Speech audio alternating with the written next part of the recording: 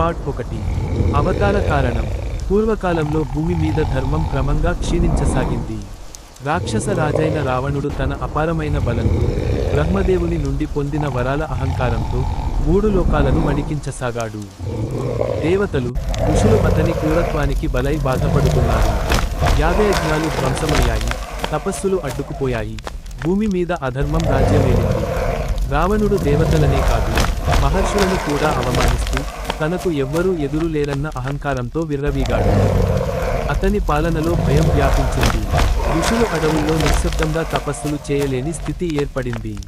భూమి ధర్మభ్రష్టత్వంతో విలవిలలాడింది. ఈ పరిస్థితిని చూసిన దేవతలందరూ భయంతో కలిసి బ్రహ్మదేవుని నేతృత్వంలో వైకుంఠానికి చేరుకున్నారు.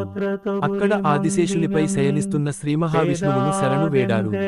ప్రభు, లోక రక్షణ చేయండి, అధర్మాన్ని నాశనం చేయండి అంటూ హృదయపూర్వకంగా ప్రార్థించారు.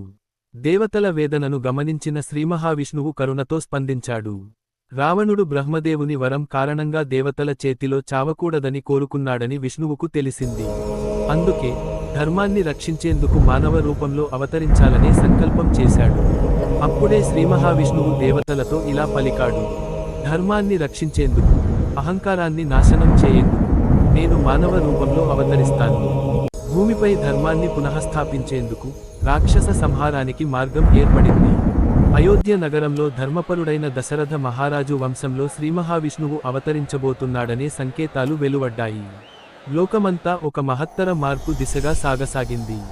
ఇలా ధర్మాన్ని కాపాడేందుకు, అధర్మాన్ని అంతం చేయేందుకు శ్రీమహావిష్ణువు శ్రీరాముడిగా అవతరించడానికి సంకల్పించాడు. మెరిసే నక్షత్రం పార్ట్ 1 సందేశం. అహంకారం ఎంత గొప్పదైనా ధర్మం ముందు నిలబడలేడు.